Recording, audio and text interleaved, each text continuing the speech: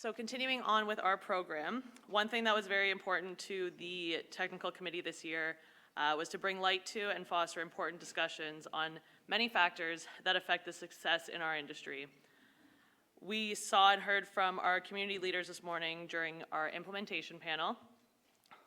Therefore, I'd like to open up our inclusion session as a platform to discuss the importance of not only understanding our workforce, but also growing with them to ensure we maintain a safe and vibrant community. This session, the inclusion session, is proudly sponsored by Stuart McKelvey. And without further ado, I would like to introduce our session keynote, keynotes, two presenters. We have William Meyer, Director of Communications and Career Development, and Pascal Larouche, Director of Skills Development and Diversity from the Mining Industry Human Resources Council. They will be presenting on Canada's mining labour market, as well as inclusive and respectful workplaces. All right. Thanks again for coming out. Go forward, go back, point. Seems pretty simple. You'll get confused. Let me see, screw it up. There we go. Before I start, I just wanted to thank the organizers at Central MinEx for inviting us to speak today and set up the panel session on inclusion. I'm going to be speaking about labor market trends and challenges, including those related to diversity, and then my colleague Pascal Larouche will be coming to talk about EDI initiatives, the transition from traditional EDI language to respectful and inclusive workplaces. And then she'll also be talking about some resources available to mining companies to be able to develop their own inclusion strategies.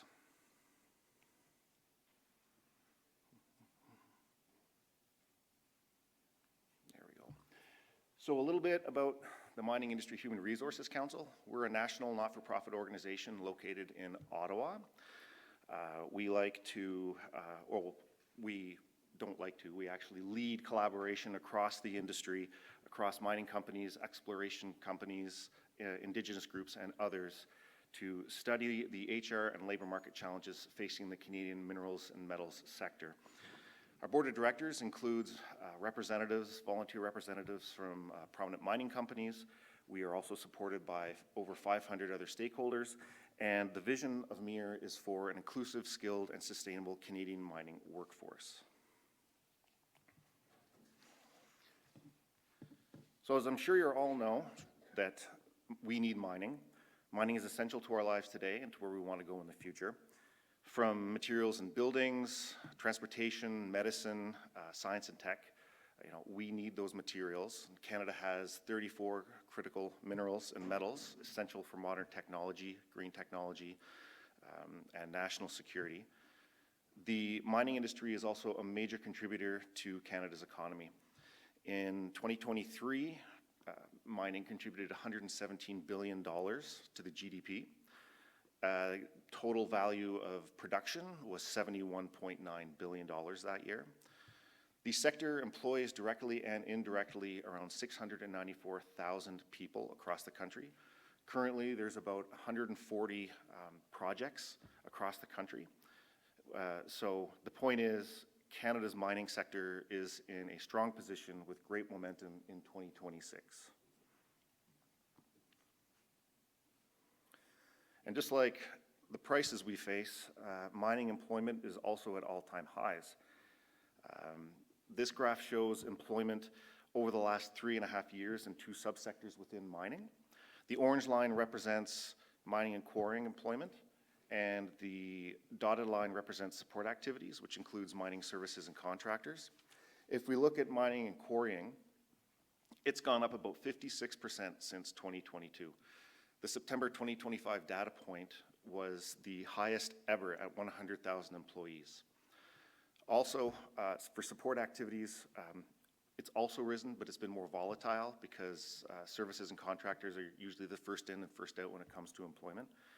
It actually dropped to about 60,000 people in 2023 and has now risen to between 85,000 and 95,000 people.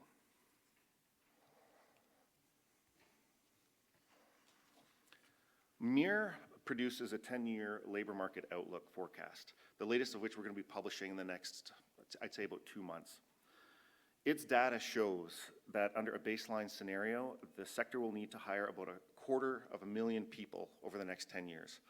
A contractionary scenario for if there's a recession or something else still shows a hiring need. And if there's an expansionary scenario, because things are better than we thought, we're looking at needing to hire over the next 10 years over 333,000 people. Now, with significant employment growth and expected more growth, how has the labor pool been able to keep up? Has it been able to keep up?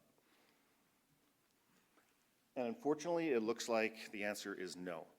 If we look at the unemployment rates, they are historically low, which is a sign that employers have started to exhaust their labor pools. In this graph, the shaded blue area is the average unemployment rate across all of Canada, which sits at around 7%. Mining and quarrying is the yellow line, showing an unemployment rate of 3.6% at the end of last year. Over the last 4 years, it's fluctuated between 4 and even less than 1%, which is extremely low. In fact, we've never seen the unemployment rate dip below 1% in 3 consecutive years like we've seen since 2022. This points to critical labor shortages. It means employers are unable to, when they're expanding, to be able to find the skilled workers that they need. So there are several issues behind this tight labor market. The first of which is mining is not being favored by or interested by youth. We polled young Canadians on their perceptions of mining and mining careers in 2020 and again in 2023.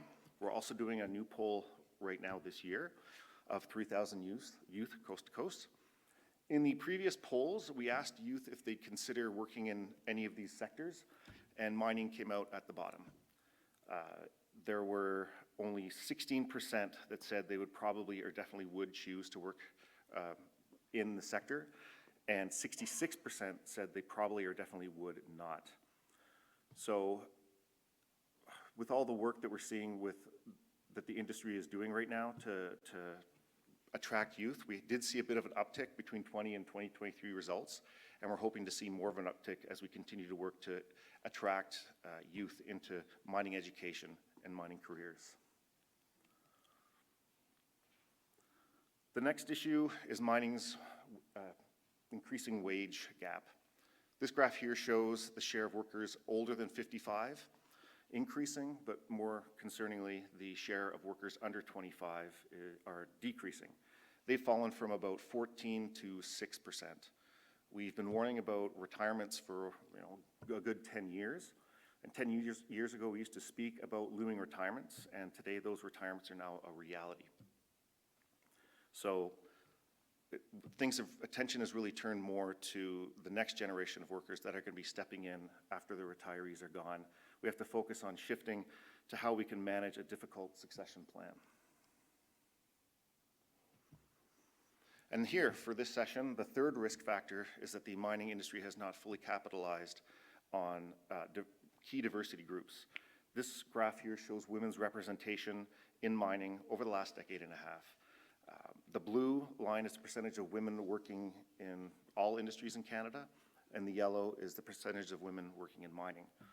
Women make up around 50% of Canada's labor force, but in mining, that fluctuates between 10 to 20%. There's an opportunity here to strengthen the labor market, but this will likely come from generational change. So decisions that young people are making now will have an effect 10 years down the road. This is one of the top information requests that Meyer receives.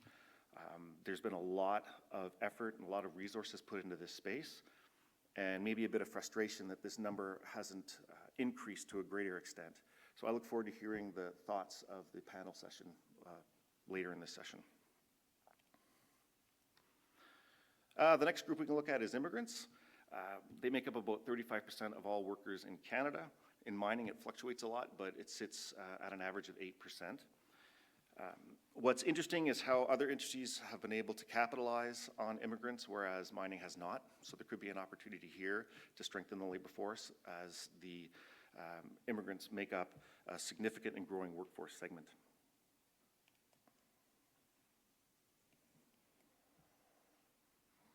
The next focus is Indigenous peoples. Mining is one of the largest private sector's employment of Indigenous peoples. If you look at the yellow line here, you'll see that the representation is not only strong, but it's been rising steadily over the past couple of decades, from about 4% to 14%, and now sitting at around 11%. For other industries, that number is around 4%. So this reinforces how important the relationship is between mining and Indigenous communities. And what this picture shows is that Indigenous workers are not only key partners, but they're also a growing and strong part of the workforce. And then we can even delve deeper into specific occupations to look at representation. For instance, the share of women underground miners last November in Canada was only 6%. Previous data put Indigenous underground miners at 14% and immigrants at 3%.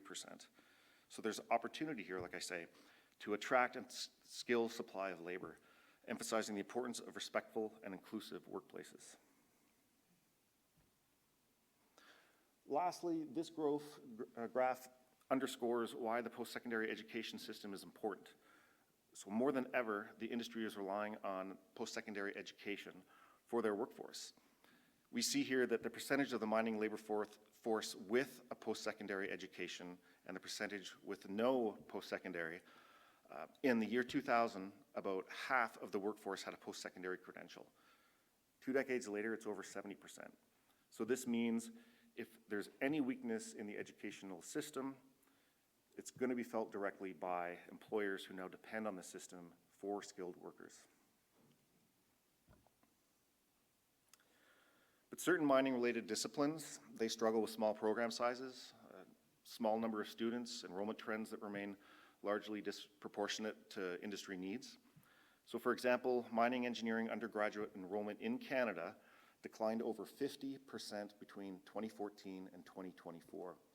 We also saw the unfortunate closing of programs like Dalhousie's mineral resource engineering program. Additionally, many mining-focused programs are based in large cities, far from mining communities where people are more likely to seek employment in the industry. But there is some good news. There's been a recent uptick in enrollment that's hopefully a sign of a new trend. And it was also fantastic news when St. Mary's University announced their new BEng in resource engineering program with specialization in mining engineering. We're happy to see training in mining engineering coming back to Atlantic, Canada, and we applaud St. Mary's University's opening of the new program this fall. So to summarize mining's workforce challenges, demand for skilled labor is expanding faster than supply. The workforce is aging. The industry is struggling with younger workers. There's declining PSE enrollment. We haven't realized our potential with key diversity groups, and there's increased competition for talent, especially for skilled trades. So all these issues contribute to a tight labor market, which is a risk for the overall industry. So in response to those challenges, Meier's strategic plan features 5 pillars. We want to be the leading and trusted knowledge center of labor market information for the Canadian mining sector based on that data. The remaining 4 pillars focus on increasing awareness of and access to Canadian mining careers, enabling respectful and inclusive workplaces, which Pascal is just going to be speaking about in a moment. We will also want to be ensuring training and skills are aligned and recognized to the needs of industry, and we collaborate with partners and other stakeholders to respond to these HR challenges in Canada's mining labor market. So if you need any more information about what we do, you can see it at mir.ca and miningneedsyou.ca. That's our National Youth Career Awareness Campaign. And now to focus the remainder of the keynote on respectful and inclusive workplaces, here's Pascal Larouche.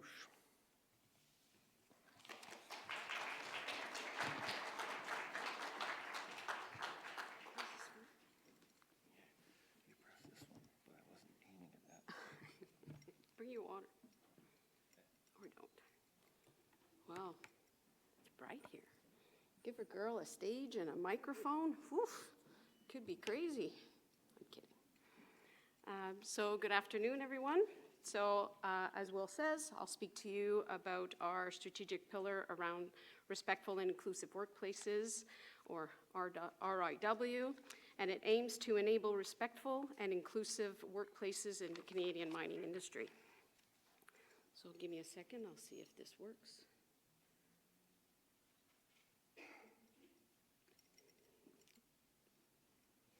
There we go. So Canada's mining sector is evolving in its practices around workforce culture, moving beyond the standalone equity, diversity, and inclusive, EDI language, toward a broader focus on building respectful, safe, inclusive workplaces for all employees. While EDI remains the foundational priority, the emphasis is increasing on embedding these principles into day-to-day operations, workplace culture, leadership, and accountability. I'm going to take a deep breath. I'm good. This shift reflects both changing workforce expectations and the sector's need to attract and retain talent in a highly competitive labor market. By prioritizing respect, psychological safety, inclusion, and the mining organizations are positioning themselves as modern employers, focused not only on representation, but on creating environments where all workers feel valued, supported, and able to contribute fully.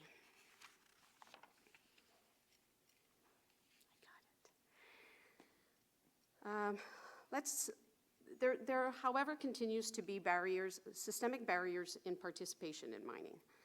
So when we talk about systemic barriers, we're talking about the everyday systems, policies and workplace norms that look neutral on the surface but don't land the same way for everyone.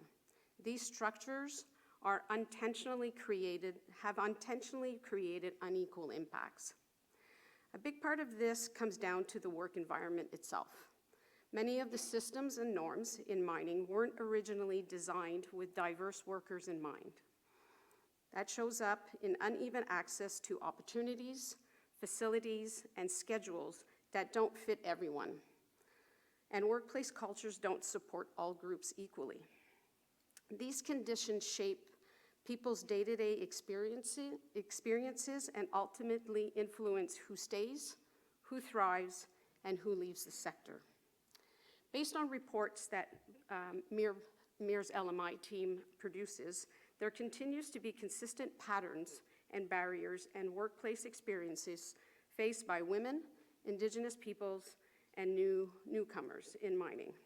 Some examples are limited access to information and pathways into the sector, workplaces and systems not designed with diverse workers in mind, persistent discrimination and exclusion, fewer role models, limited advancement opportunities. So for example, mining facilities and equipment are often not ergonomically adapted.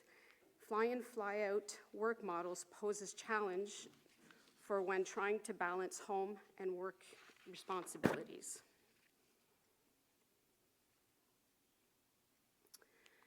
When certain groups are rarely seen in specific roles or occupations, the absence of visible role models can discourage individuals from pursuing those pathways. Entering fields with very low representation often means becoming first or a pioneer, which can feel isolating and deter participation. Evidence still shows that the industry continues to face workplace culture barriers. MIR published a report at the end of 2023 around addressing systemic employment barriers in Canadian mining. Among respondents to a workplace experience survey, 86% witnessed or experienced negative comments, treatment or actions, 68% witnessed or experienced harassment, 64% witnessed or experienced discrimination. Respondents also highlighted challenges of being excluded when they raised concerns about their experiences. So there is work to be done.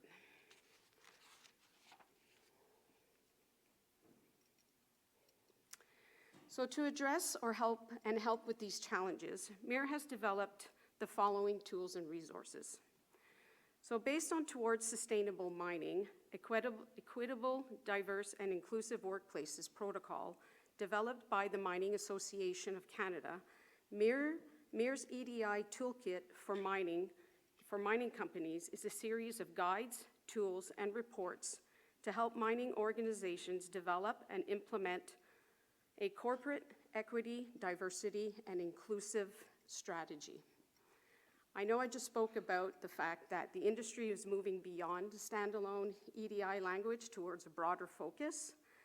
However, TSM still uses EDI because it provides the structure and accountability for measuring progress, while the industry's move towards respectful and inclusive workplaces is about making sure those commitments are actually experienced in everyday work life. It's not a replacement, it's an evolution.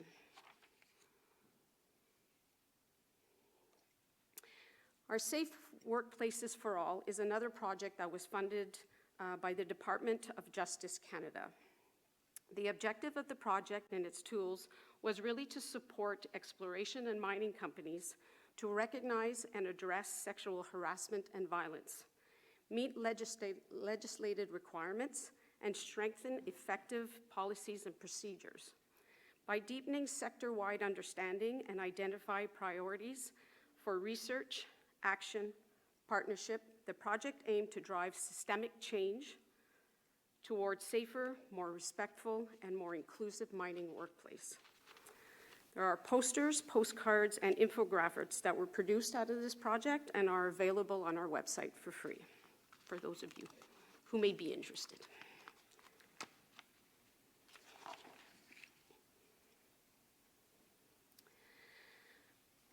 MIR also received funding from Women and Gender Equality Canada, WAGE, for our Changing Culture, Advancing Women's Participation and Prosperity in Mining project.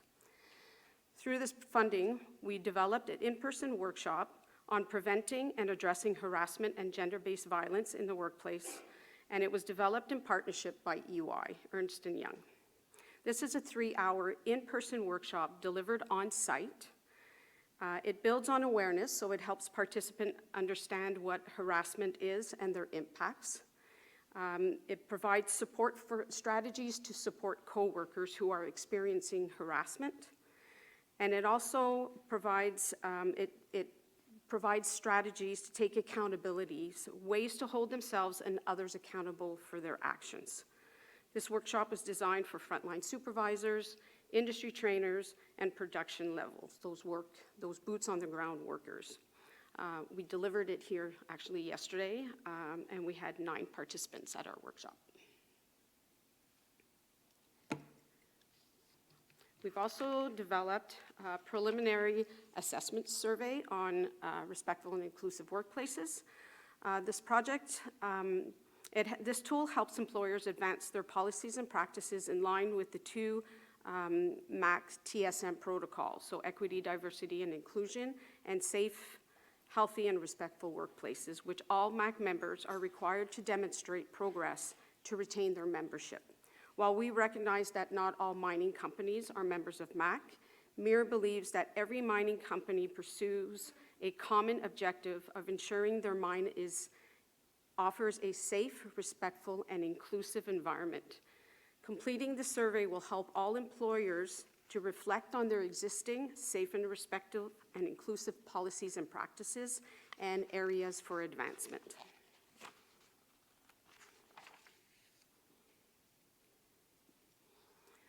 We've also developed 4 one-hour paid e-learning courses that provide professional development and micro-credentialing for Canada's mining industry.